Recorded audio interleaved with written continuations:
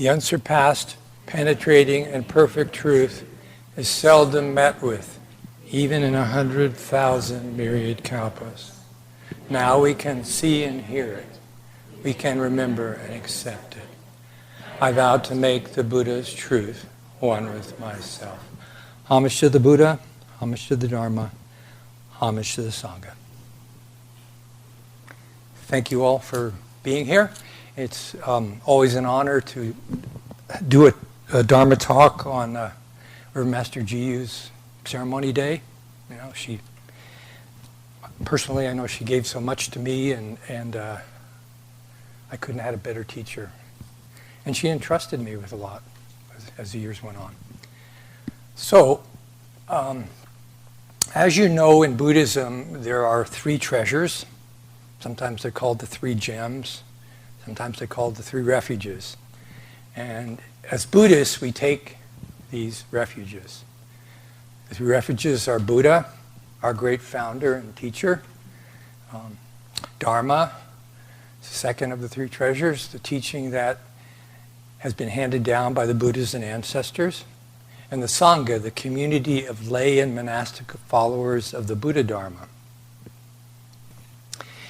Reverend Master Jiyu used to say that you have to take all three refuges. Sometimes we can do two, but one of them is a little shaky. But she said you have to, in time, take all three refuges. The Buddha died long ago, so in some ways we don't have to struggle with him as a live human being. We have other live human beings to struggle with, and teach us, obviously. Maybe it's easier to idealize the historical Buddha. Okay, the Dharma, the teaching of our religion, is in books. Unfortunately, live Dharma teaching. Still, in a way, the Dharma is not breathing down our back. It's at a distance a little bit. And of course, we need to take it in. The Sangha, the third of the three treasures, is about people and interaction with people in the present. And sometimes this is not so easy of a refuge for us. People, this is going to be no enlightening matter, but people sometimes have difficulties with people. Surprising. We have differences of opinion. We have different ideas. We have different ways of doing things. We want to do them at different speeds. It's just people. Actually, it's a strength rather than a strength rather than a weakness, all these things. Some people are a real challenge for us, as we are a real challenge for some people. We don't get along well. Even in the Sangha, where we have this common intention in our practice, sometimes it's hard to get along with each other. If we are patient, compassionate, and generous, in time we find the Sangha an essential and beneficial refuge. The three refuges come as a teaching and practice from the Buddha himself. At the time of the Buddha, to become a follower of the Buddha, you would take the three refuges. So it's not something that was, invented as recently. It goes back to the origin of our religion. So today, I wanted to talk maybe more specifically about the Sangha treasure, and even more specifically, because we just finished our Exploring Monastic Life retreat, about the monastic Sangha. So the Sangha, the Buddhist Sangha, has always consisted of lay and monastic followers of the Buddha. This is how the Buddha set it up. I think it was very wise and brilliant. He purposely set up the Sangha in this way so that the laity and the monastics could support, help, and learn from each other. Because we do. We need each other. We all have something to contribute and offer to each other. So on the first night of the Exploring Monastic Life retreat, we talked about what brought us here. And, a number of us said that we wanted to do something. We wanted to do something with our life. We really wanted to get in there and work on our life, better ourselves as human beings. And we also, a number of us said that we wanted to be of service to truly benefit others. And part of it is that you can do that in the world, obviously, but you can do it in monastic life. Okay. So I wanted to read here a little something from a Dharma talk by Ajahn Amaro, who is a Theravadan bhikkhu. He's actually the abbot of Amaravati monastery in England, and he was a disciple of the famous Thai forest teacher Ajahn Chah. But I thought this little piece, it sounds very much like Reverend Master Jiyu to me, but okay. So in some of the Theravada countries, the tradition of forest monasticism still flourishes. This style of practice, going off and living in the countryside, finding solitude and meditating alone in the wilds, is often praised. Our teacher, Ajahn Chah, practiced in this way for many years. But in the latter part of his life, after spending a long time traveling, meditating, and living alone, he integrated practice and teaching into the creation of a spiritual community. He had found that he could develop profound concentration and insight, and he experienced some interesting mind states when he went off into the hills alone. But then, when he would come back and stay with other monks, he could only cope for a little while actually. He would begin to lose his temper and get upset, angry, and annoyed about how incompetent and useless everybody else was. Boy, he had it bad. After a few years of this, he realized that he had some lessons to learn. And this is, I guess, quoting Ajahn Chah here. Well, it's easy for me to go and be alone and be the fierce ascetic off in the forest. What is difficult is to be with other people, to learn how to spend time with other people. So he began to put himself in that position more and more, and eventually he developed his monasteries in that style. This is, the style is that he developed is very much like the way Reverend Master Jiyu trained us. We trained in community. Often his monasteries were criticized because the monks and nuns seemed to have so little time to meditate. They were always working. And people seemed to have to spend so much time together, chanting together, meditating together. Many complained that this was an obstruction. He listened and understood the criticism, but was never intimidated by it.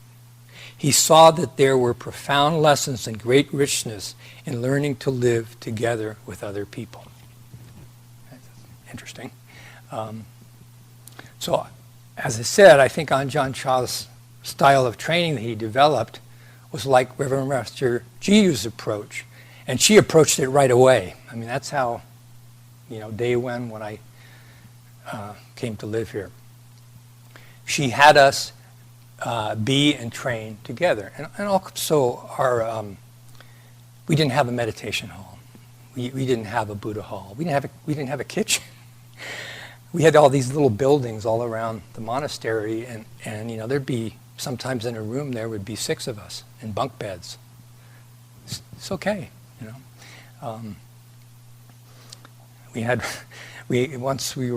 bunch of us were living in what is the gift shop, and there must have been 6 to 8 of us living there. And one of the monks who was living there had been a paramedic. So in the night he would hear sirens, and he would run out into the street because that was his training, and it just kind of triggered all that. But we got through it. And also, as you know, we work a lot. Some people say, "Oh, you work way too much." Meditating enough. Well, I'm glad we work a lot. It's okay.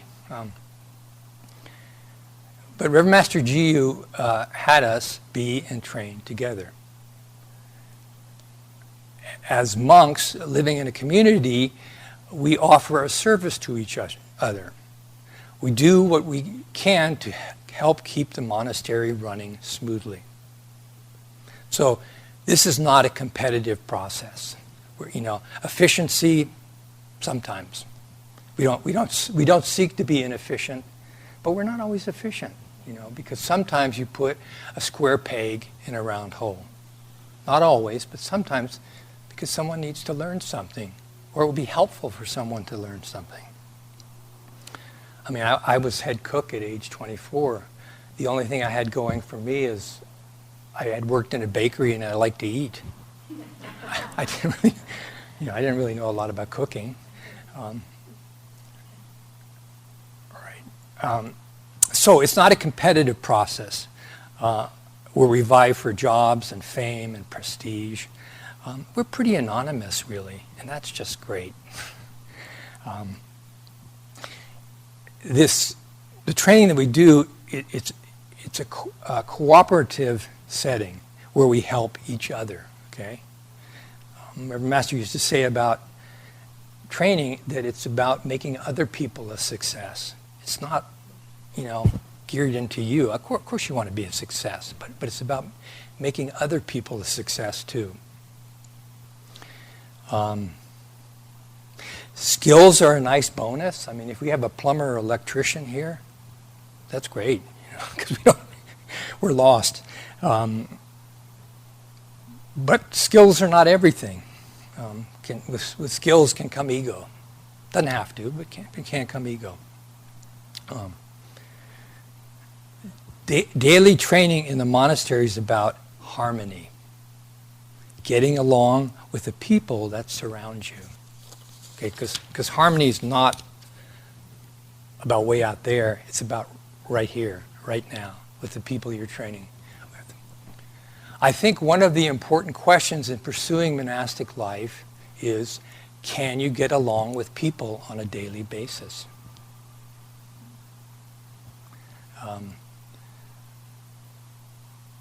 In monastic training, there is no I'm going to take the afternoon off because I am having a problem with someone. I mean, it doesn't work. We do have problems with each other because we're very different kinds of people brought together by a common intention. But you can't take the afternoon off. You have to work it out or get some help to work it out. Okay? And part of that is seeing the good intentions of other people, although sometimes things come out backwards. What was the intention that the person had? Okay. So in our style of monastic training, we are around people all day long. Okay? 17 and a half acres. It's not small, but for the amount of people living here, you're running into each other all day long. We meditate with people. We do our daily scriptures with all of us. We eat with each other. We have tea together. We relax together, sometimes. And if you're a young monk or a postulant or novice, you may be sleeping in the Buddha hall there. Okay, you came for retreat, got a bit of a taste of this. So when we have opposite sex in the meditation hall, we put a screen down the middle, women are on one side, men are on the other side. Years ago, there was a monastic gathering of different Buddhist traditions here, and in showing people around, we showed them the meditation hall and explained about how people sleep in here. And one of the monks from another tradition said, well, that's a real dukkha. Well, it isn't actually, It's just because he wasn't used to it, okay? It's actually a place and time where we can learn compassion, respect, and gratitude for others. Sometimes people grind their teeth. Sometimes people flail around in their sleep, have nightmares or whatever, I mean, we all have things that happen, but I think that people who've had that experience have found it really valuable. Because for a monk, it makes you narrow down your possessions, your space, I came from a big family, so it wasn't until I was out of college that I heard somebody talking about, their own space. I thought, what does that mean? Your own space? I lived with 3 of my other brothers most of my life, I don't know what your own space. So maybe I was lucky. Right. Yeah, in training, monastic training in particular, you're thrown in to the pool with a lot of different kinds of people. People you may never have hung out with in the world. Maybe, I don't know. And you become friends. Okay, you become friends.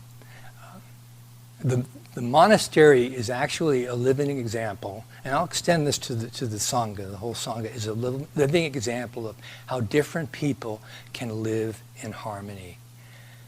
That's a real offering to our contentious world, where people don't get along.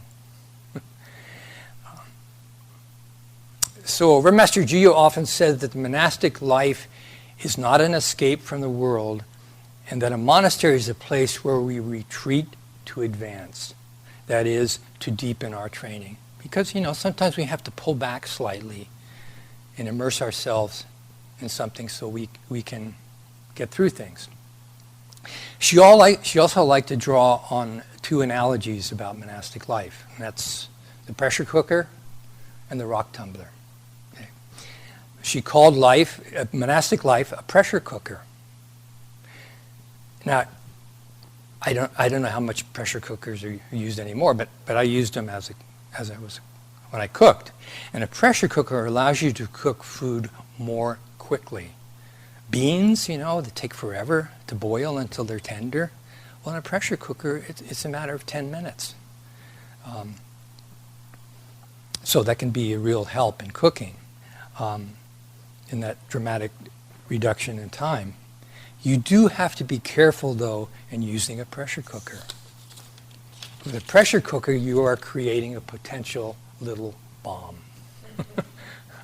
And if you don't pay attention, if you don't watch the dial till it gets to the correct pressure and maintain that pressure, it could blow up. Or if you're impatient and you're trying to bleed the pressure cooker when the time is up for whatever you're cooking in there, and you try to bleed it fast, so you can get that doesn't work. You have to bleed it slowly. I once in our old kitchen tried to speed up the process, and there was still pressure in the pressure cooker. I actually got lifted off the ground by the lid. I didn't hit the ceiling, but I was lifted off the ground. I thought, no, I'm not going to do that again. Okay. So monastic life can speed up the process of training, and it can. It doesn't always, but it can. It can give you a straighter course up the mountain, less obstacles, maybe I'd say, because you don't have the responsibilities of a family, a career, a mortgage. You're living in community in poverty. But we live quite well. We're supported, and we live quite well. So, the pressure cooker can speed up the process, but for some people, it's not a good idea. That's just fine, because it's just a way of practice, and you will find other ways of practice. The constant schedule, the fact that you're training around others most of the time, the intensity can make one feel under pressure. So a good teacher will help us relieve the pressure because they guide you, they help you, okay? And we ourselves in the monastic life, have to learn not to work ourselves up into the exploding point, because it's hard to come down when you've worked yourself all the way up. So you got to have safety checks on the way up. So a couple things: relaxing in our meditation and in our everyday life really helps with the pressure. If you notice yourself, just all those meditating and you're really tense, I'd suggest work on relaxing a bit. Because meditation shouldn't be, so intense that you're ready to explode. Or if somebody touches you, you scream. Developing a good sense of humor also helps us relieve the pressure. I mean, Reverend Master Jiyu had a great sense of humor. It can get you through a lot of things. It just cut right through it. So that's a bit about the pressure cooker. The other analogy Reverend Master Jiyu would like to use was the rock tumbler.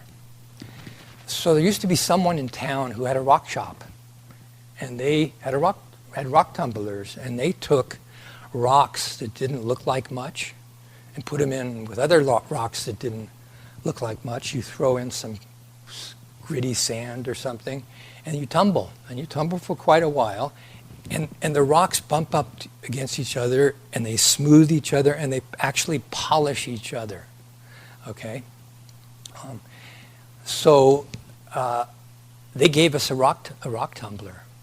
And Reverend Master Jiyu loved it, because that whole idea of, these rocks polishing each other. And so she would use that analogy in teaching and say that, we're all these rocks that don't look like much.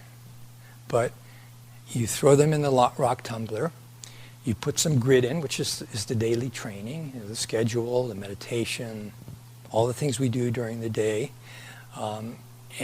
The interacting with each other, and we bump up against each other as the rocks in the rock tumbler, and we actually smooth each other out. We benefit each other. If you put just one rock in a rock tumbler, it doesn't get polished. It'll just, go around in a circle. So we all help polish each other. So living with other people is a great act of patience, I think. The Buddha said patience is the greatest austerity. Ascetic practices may be hard and may bear some fruit, but they are not the greatest austerity. It's patience. Okay? Patience allows us to be still so that we just don't jump to conclusions. Patience allows us to see things as they are. It gives us insight into what's going on. In monastic life, we also need to continue to develop compassion, kindness, sympathy, generosity. There are others. We have to be bigger than ourselves. Okay? And actually, we're trying to let go of ourselves, so that helps in the process of being bigger than ourselves. And constantly work on not being selfish. This is fundamental for everybody if we want to get along. Okay? So Ananda once asked the Buddha about friendship in the holy life. I'm going to read again from Ajahn Amaro, because I think he puts it well and succinctly. Okay. No, I took the wrong paper out. Okay. So,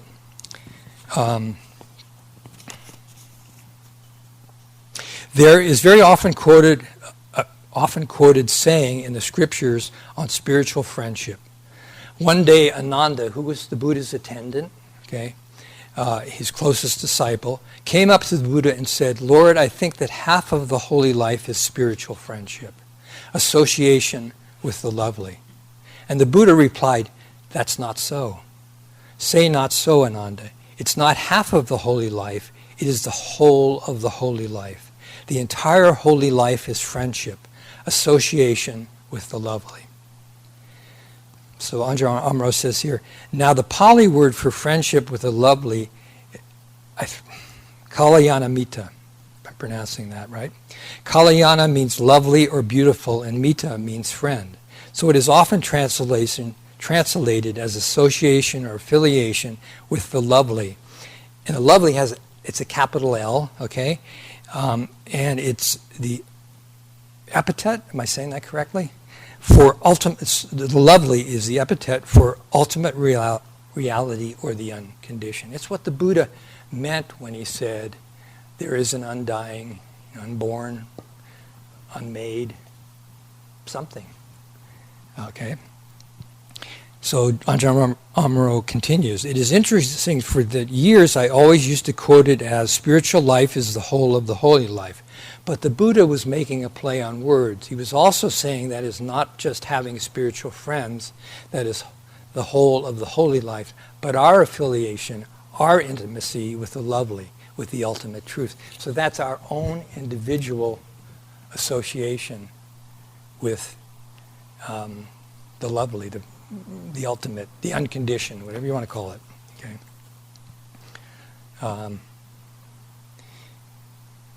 He's also saying that it is not just having spiritual friends that is the whole of the holy life, but our affiliation, our intimacy with the lovely, with the ultimate truth.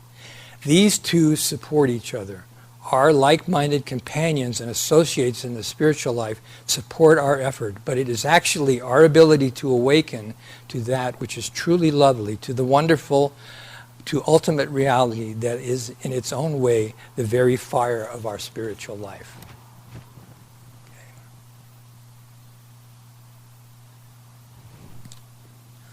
Here.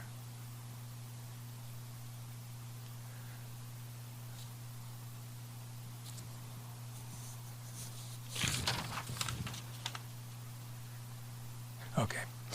So spiritual friends are obviously not just for monks. People in the world have them. People who have a religious practice have them. Maybe a student-teacher relationship or a good Sangha friend.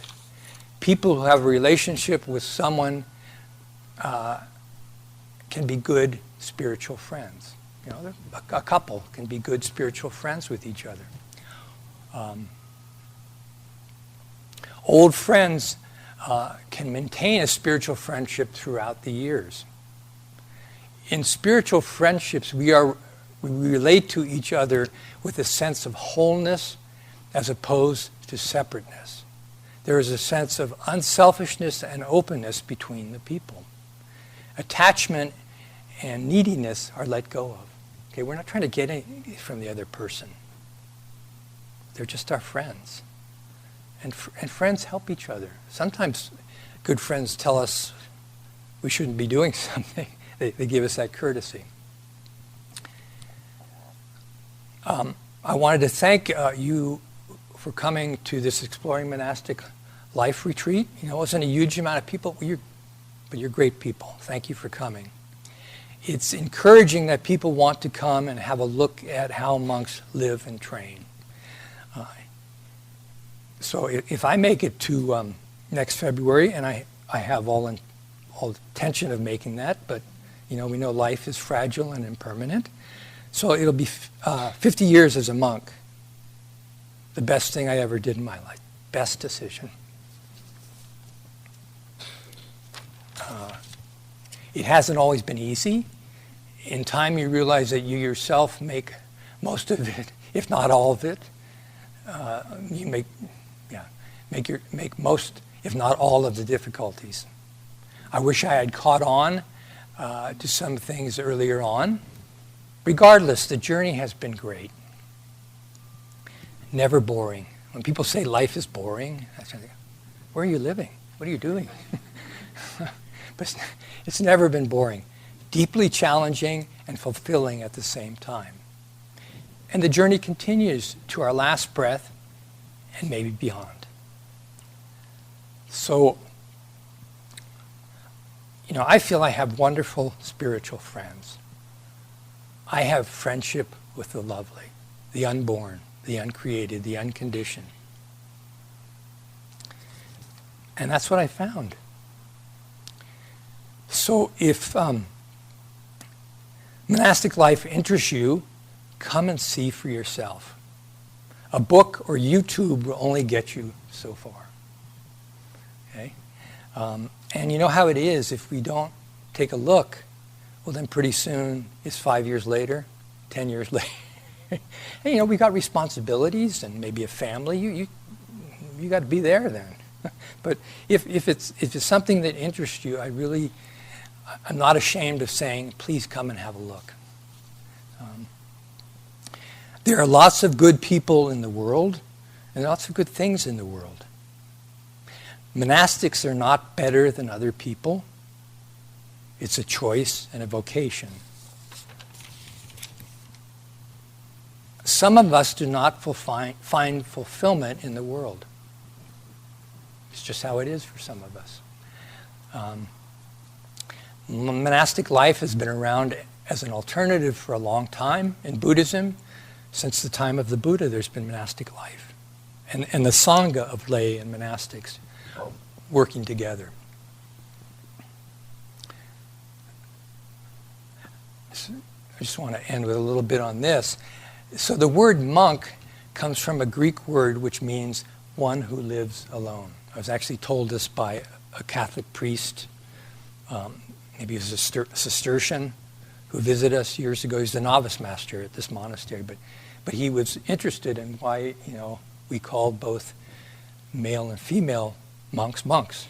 We didn't use the term nun, but in actual fact, monk means one who lives alone. It has no reference to what sex you are. Okay? So it works both for the male and female, and that's why Reverend Master called us all monks.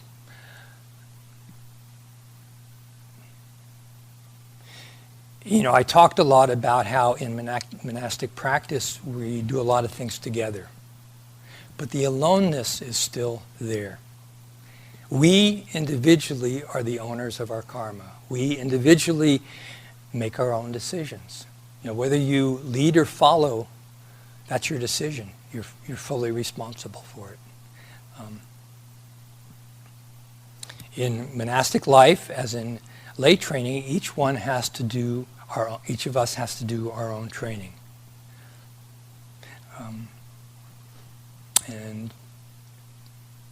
There are times when you train. I talked a lot about all the training together, but the times you go on private retreat. Okay? When you're meditating, when you're going throughout the day, you're in your own body and mind. You're not in somebody else's. So you're alone. In monastic life, there's a lot of instruction, but you learn most from observing. And you have to do that yourself. No one can observe for you.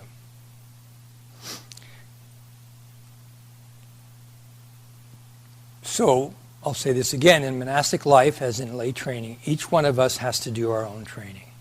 If we do that, all the Buddhas and all the Sanghas in all the worlds will be our friends and guides. Thank you.